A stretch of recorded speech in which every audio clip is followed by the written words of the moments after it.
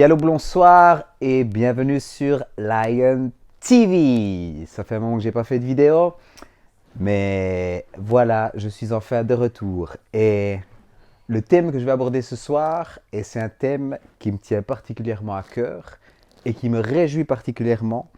Et ce thème, c'est détruire les œuvres des ténèbres. Et ça me tient tellement à cœur et j'aime tellement ce sujet que je vais vous le redire une fois, détruire les œuvres des ténèbres. Yes. Je vous partage ces choses, je vais simplement déjà partager avec ce que j'ai un petit peu sur le cœur. C'est la mission que Dieu nous a confiée. Et c'est une invitation que je vous fais à vous tous qui m'écoutez aujourd'hui, que vous soyez croyants ou pas. Je vous lance cette invitation, que vous soyez aussi des chrétiens, engagés, désengagés. C'est une invitation à ne pas se laisser abattre, à ne pas se laisser détruire, mais au contraire, à entrer dans ce que Dieu a pour vous. Et c'est pour ça que je fais cette vidéo, détruire les œuvres des ténèbres. Alors je vais juste un petit peu vous planter le décor. C'est que dans le monde dans lequel on vit, et je vous demande d'être vraiment attentif à ce que je vais partager, c'est qu'il n'y a pas de no man's land. Il n'y a pas, dans ce monde, dans l'univers dans lequel on vit, il n'y a pas un endroit où on peut être neutre. Il y a une guerre spirituelle qui est en train de se jouer et la finalité de cette guerre spirituelle, l'enjeu de cette guerre spirituelle, c'est ton âme. L'enjeu de cette guerre spirituelle, c'est où toi ou moi, on va passer le reste de notre éternité. Et il y a un combat qui se joue. Et tu ne peux pas être entre deux, il y a un choix à faire. Et aujourd'hui, je vais t'encourager, je vais te parler sincèrement, clairement, avec des versets bibliques en appui, pour t'expliquer un petit peu ce combat. Alors, comme je te dis, il n'y a pas de no man's land. Et il y a deux chefs qui sont ici-bas sur la terre. Il y a deux royaumes qui sont ici sur la terre et il y a une confrontation de royaumes. Et la Bible dit que le monde entier, il est sous la puissance des ténèbres, il est sous la puissance de Satan. C'est ce que la Bible dit, le monde entier. Mais en même temps, il y a un autre royaume qui est là et il y a une confrontation entre ces deux royaumes. Et le but du chef de la puissance de l'air, le diable, Lucifer, que tu le crois ou que tu y crois pas, que tu le vois ou que tu le vois pas, lui il est là et il agit. Et si tu ne le crois pas, c'est déjà qu'une chose, c'est que tu es sous son influence, puisqu'il est le père du mensonge et qui maintient les gens captifs au travers de mensonges, au travers de faux raisonnements, des raisonnements humains qui vont contre la vérité de Dieu, parce que Jésus-Christ est la vérité de Dieu. Et donc dans ce combat, il y a deux autorités qui sont là, et je vais simplement vous lire un passage de la Bible dans Jean chapitre 10, où c'est Jésus qui s'exprime, et Jésus par là-ci dit « Je suis la porte. Si quelqu'un entre par moi, il sera sauvé. Il entrera et il sortira. Et il trouvera des pâturages. » Au verset 10, il est question du diable. Le voleur, lui, ne vient que pour dérober, égorger et détruire. Moi, je suis venu afin que les brebis aient la vie et qu'elles soient dans l'abondance. Je suis le bon berger donne sa vie pour ses brebis. Et dans 1 Jean chapitre 3, la Bible dit, au verset 8, « Celui qui pratique le péché est du diable, car le diable pêche dès le commencement. Or, c'est pour détruire les œuvres du diable que le Fils de Dieu est apparu. » Alors voilà ce que Jésus-Christ est venu faire sur la terre. Il est venu détruire les œuvres du diable. Il est venu dévoiler les œuvres du diable et c'est ce qu'il a fait sur la croix. Dans Colossiens chapitre 2, c'est écrit « Il a ainsi dépouillé, à partir du verset 15, les dominations et les autorités et les a données publiquement en spectacle en triomphant d'elles par la croix. » Alors voilà ce que je partage. Simplement, je vous ai partagé ces versets et qui sont dans la parole de Dieu. Et la parole de Dieu est la vérité.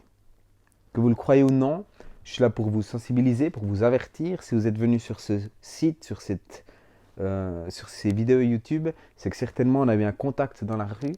Et maintenant, on va simplement aller plus loin. Et voilà notre destinée. Je disais tout au début de la vidéo qu'il n'y a pas de no man's land ici sur la terre. Il y a un prince qui agit sur la terre et voilà pourquoi tous les malheurs qui s'abattent sur la terre. Parce que ce monde est régi par les ténèbres. Et le diable n'a qu'un plan, c'est tuer, égorger et détruire. Et toi, si tu veux vivre une vie bien, une vie sympathique, tu peux. Mais un moment dans ta vie, tu seras confronté à ce prince qui, lui, son seul but, c'est de te causer du tort, c'est de te perdre, c'est de détruire tes relations, c'est de détruire ta famille, c'est de détruire ton entourage, détruire tes possessions. Voilà le plan du diable pour ta vie. Pourquoi? Parce que tu es créé à l'image de Dieu, parce que tu es une créature de Dieu. Et que le diable, en touchant à ces créatures, aux créatures de Dieu, aux créations de Dieu, touche le cœur de Dieu lui-même. Dieu veut que tu passes l'éternité à ses côtés. C'est pour ça qu'il a donné son Fils dans le monde pour nous racheter de nos fautes, pour nous racheter de nos péchés, pour que tu ne partes pas dans la damnation, dans la condamnation éternelle avec le diable, mais pour que tu sois racheté de ta vaine manière de vivre, que tu passes des ténèbres au royaume de la lumière de son Fils bien-aimé et que là, tu reprennes ce que l'humanité a perdu dans le jardin d'Éden. Le premier plan, la volonté de Dieu dans le jardin d'Éden, c'était que nous occupions, nous gérions la terre. Et on avait l'autorité sur la terre, on avait l'autorité sur toutes choses, sur les animaux, sur les poissons. Et Dieu nous avait demandé de gérer et de s'occuper du jardin d'Éden. Alors, je reprends. Jésus-Christ veut nous sauver de la vaine manière de vivre et on passe du royaume des ténèbres au royaume de la lumière de son Fils bien-aimé.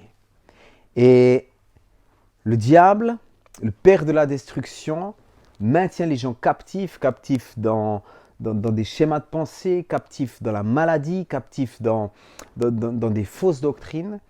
Et Jésus, par son esprit, nous libère et nous fait passer dans le royaume de Dieu qui est en même temps au milieu de nous. Jésus a dit que en lui, son royaume de Dieu s'est révélé.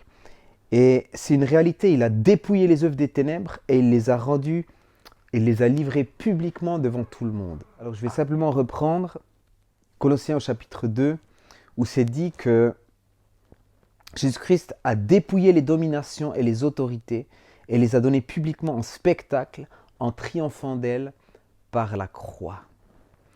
Et en réalité, ce qui s'est passé sur la croix, c'est que le prince des ténèbres, le diable, pensait avoir terrassé Jésus-Christ, pensait avoir tué Jésus-Christ, pensait avoir mis fin au prince de la paix, à celui qui chassait les démons, à celui qui guérissait les malades. Satan pensait que ce jour-là, il avait mis le coup fatal, le coup final au Fils de Dieu. Mais ce qu'il ne savait pas, c'est qu'au bout de 3 jours, Jésus-Christ est revenu d'entre les morts, parce que l'aiguillon de la mort, parce que la mort n'a pas pu le retenir, et que, comme la mort n'a pas pu le retenir, il a repris le sceptre de la vie éternelle et il a repris l'autorité qui lui avait été volée. Et maintenant, ceux qui croient en lui, par son sacrifice, les êtres humains peuvent devenir enfants de Dieu et on peut maintenant être au bénéfice de son esprit, au bénéfice de sa puissance. Il fallait qu'il retourne vers Dieu le Père maintenant et de là qu'il nous donne son esprit pour dominer sur toute la puissance de l'ennemi, pour faire ce que lui-même avait fait. Et il nous donne maintenant une nouvelle mission. Dans Marc 16, il nous donne exactement le même ordre de mission que lui avait fait. Et même quand il était encore là sur la terre, il a donné des missions à ses apôtres, à ses disciples qu'il avait déjà. Et il envoie, par exemple, ses 70 disciples pour chasser les démons, guérir toute maladie. Il leur donne la puissance du Saint-Esprit. Et il leur dit allez. Et quand ils reviennent, voilà ce qui est écrit dans l'évangile de Luc. Les 70 revinrent, tout joyeux, et dirent « Seigneur, même les démons nous sont soumis en ton nom. » Jésus leur dit « Je regardais Satan tomber du ciel comme un éclair. Voici, je vous ai donné le pouvoir de marcher sur les serpents et les scorpions et sur toute la puissance de l'ennemi, et rien ne pourra vous nuire. » Alors voilà l'ordre de mission que Dieu nous a donné. Et ce passage, ces derniers temps, c'est vraiment un passage qui me remplit de joie. Je vais vous expliquer pourquoi. Parce que quand vous marchez avec Jésus, quand vous marchez avec le Christ, de la même manière, vous ne pouvez pas être neutre. Parce que le but du prince de la puissance de l'air, c'est tuer, égorger et détruire. Détruire les êtres humains, mais encore plus détruire l'image de Dieu sur la terre. Et l'image de Dieu sur la terre, c'est Jésus-Christ. Et Jésus-Christ forme des disciples pour que ces disciples lui ressemblent, afin que nous parvenions à la stature parfaite de Jésus-Christ, la Bible nous dit. Et que nous revêtions le caractère de Christ, que nous revêtions les dons aussi de Christ, les dons de l'Esprit que lui-même a manifestés, chasser les démons, guérir les malades, ressusciter les morts, tous ces dons de l'Esprit et tous les fruits de l'Esprit, l'amour, la bonté, les fruits de l'Esprit qui sont dans Galates 5, la bienveillance, l'humilité, la puissance, tous ces dons revêtent le caractère de Christ. Et nous sommes appelés à devenir matures en Jésus-Christ. Et quand on devient mature en Jésus-Christ, alors on fait les mêmes œuvres que lui. Et Jésus-Christ dira à ses disciples, vous ferez les mêmes œuvres que moi et même des plus grandes. Parce que maintenant qu'il est retourné au ciel, il a dit à ses disciples avant qu'ils partent, il leur a dit, il vous est préférable que je m'en aille, parce que si je ne m'en vais, celui qui doit venir ne viendra pas. Il dit cela en parlant du Saint-Esprit qui devait venir. Et ce Saint-Esprit, on peut le recevoir. Tous ceux qui deviennent enfants de Dieu, s'ils demandent ce Saint-Esprit, on reçoit ce Saint-Esprit. Et ce Saint-Esprit, c'est lui qui nous donne cette force, cette puissance pour résister face au péché, mais aussi ce Saint-Esprit, la vie de Dieu en nous, qui nous donne l'autorité d'imposer les mains aux malades et que les malades sont guéris, qui nous donne l'autorité de prier pour des gens qui ont des n'importe quoi que vous voulez, de démoniaques, des mauvaises pensées, des pensées sombres, des pensées de mort, qui sont tourmentés par des esprits. Nous avons reçu cette autorité pour chasser ces démons, pour délier toute personne de ces puissances occultes. Et l'ennemi veut détruire les enfants qui ont cet esprit. Et pourquoi ces temps, ce verset m'a réjoui le cœur? C'est parce que la manière de détruire les œuvres des ténèbres, la manière la plus efficace, c'est de prêcher l'évangile, de prêcher la vérité. Parce que Jésus-Christ, dans Ésaïe 61, 21, c'est écrit qu'il est venu pour libérer les captifs, pour rendre libres les opprimés, pour amener une année de grâce de l'Éternel et un jour de vengeance de notre Dieu, pour donner un vêtement de louange plutôt qu'un esprit abattu. Mais c'est tout par son esprit. Et nous, on est appelés à continuer l'œuvre qu'il a fait. Et cette œuvre, c'est détruire les œuvres des ténèbres, c'est libérer tous ceux qui sont captifs du diable, tous ceux qui sont dans les prisons du diable. Et l'ennemi s'acharne sur tous ceux qui servent Dieu, parce que s'il y a des percées dans le camp des serviteurs de Dieu, ben son royaume il sera détruit, son royaume sera dévoilé. Quand Jésus-Christ allait quelque part, même si on parle du démon de Guédara, c'était un homme qui était rempli d'une légion de démons, et il vivait dans les cimetières parce que il cassait tout, il frappait des gens, il faisait beaucoup de choses mauvaises, et donc on l'avait mis parmi les sépulcres, on lui avait même mis des chaînes, mais chaque fois il cassait ses chaînes parce qu'il avait une force surhumaine. Mais Jésus-Christ entend parler de ce gars qui est là, à Guédara, et donc lui il va, et cet homme sort des sépulcres, et il accourt vers Jésus, il se prosterne devant Jésus, et Jésus chasse les démons. Et les démons reconnaissent même Jésus. Les démons parlent à Jésus parce que le monde spirituel reconnaisse l'autorité de Jésus-Christ. Tout démon fléchira le genou devant Jésus. Toute créature sous la terre, dans les cieux, partout, fléchira le genou devant Jésus. C'est ce que la Bible dit. Et donc, il a dévoilé le royaume des ténèbres. Quand il allait quelque part, les démons étaient chassés, et les gens voyaient ce monde invisible, le royaume des ténèbres qui était autour de lui. Ce royaume devenait visible parce que Jésus-Christ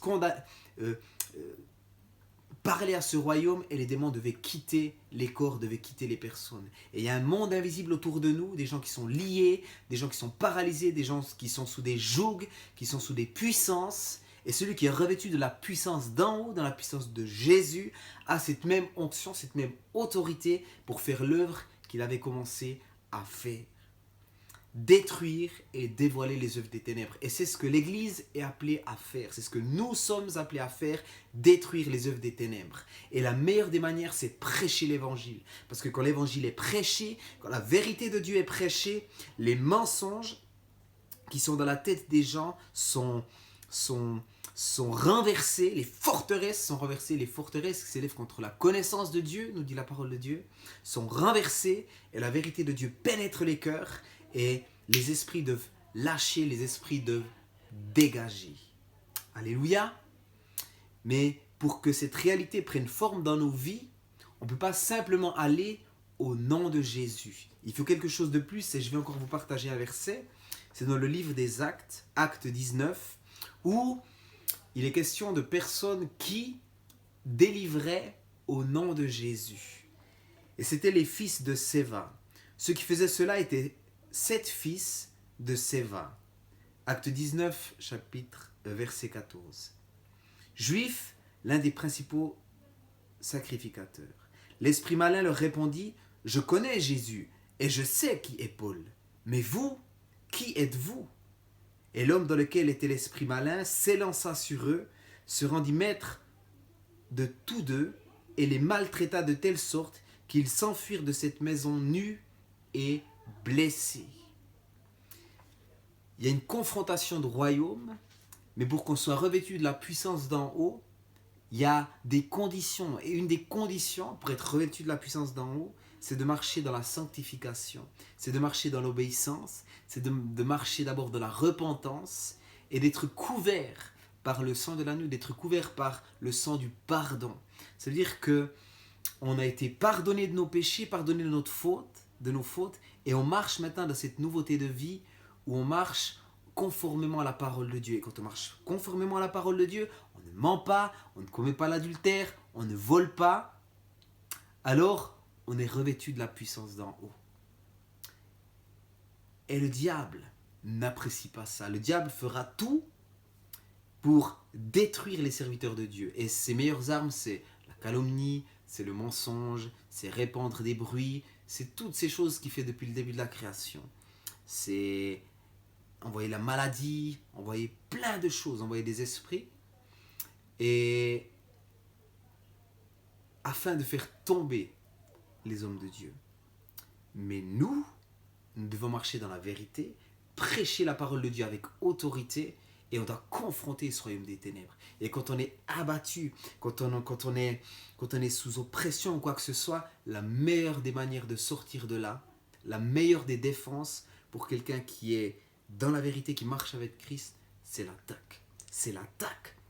C'est pour ça que je lance cette invitation au peuple de Dieu d'entrer dans l'attaque, d'aller prendre possession des territoires qui appartiennent à Dieu, de libérer les captifs et de faire ce pourquoi on a été libéré, de faire ce pourquoi on a été guéri, de faire ce pourquoi on a été appelé des royaumes des ténèbres à la lumière. Pour que d'autres viennent, pour que d'autres soient libérés, pour que l'enfer soit pillé et que le ciel soit peuplé de myriades de personnes. Alléluia. Alléluia. C'est une invitation que je fais au peuple de Dieu, mais c'est aussi une invitation que je vous fais à vous, qui peut-être n'êtes pas croyants, mais je vous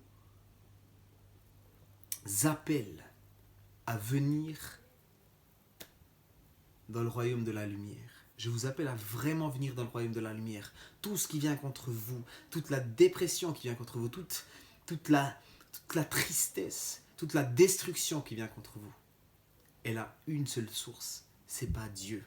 Cette source, c'est le diable. Et le diable vient pour égorger, tuer et détruire. Et il vient avec le mensonge, il vient avec les fausses doctrines, les fausses religions, les fausses croyances. Mais Jésus-Christ est le chemin, la vérité et la vie. Il est la porte. Comme je vous ai lu tout au début dans la vidéo, il est la porte, il est le chemin. Je suis la porte dans Jean chapitre 10. Je suis la porte. Si quelqu'un entre par moi, il sera sauvé. Il entrera et il sortira. Il trouvera des pâturages. Le voleur vient que pour dérober, égorger et détruire. Passe du royaume des ténèbres au royaume de la lumière. Et celui qui t'a persécuté, celui qui t'a détruit, tu peux inverser maintenant la vapeur. Et tu peux maintenant le confronter, lui, avec l'appui et la puissance de Dieu. Tu peux détruire tout ce qu'il a volé dans ta vie. Tu peux retourner les choses. Tout ce qui t'a détruit, la Bible dit que ce que l'ennemi a volé, Dieu peut te le restituer au centuple. Reviens vers Dieu, tu seras protégé, tu seras couvert, et tu pourras maintenant, celui qui t'a fait tant de mal, tu pourras confronter son royaume. Alléluia. Et je vais encore préciser quelque chose, c'est qu'on n'a pas à lutter contre la chair et le sang, c'est dans Éphésiens. Je vais encore juste vous lire ce passage dans Éphésiens. Et je voulais juste encore vous partager cette réalité, c'est que oui, on confronte les puissances des ténèbres, oui, on confronte peut-être des hommes, mais une des réalités qu'on doit toujours avoir conscience, c'est que on n'a pas à lutter contre la chair et le sang.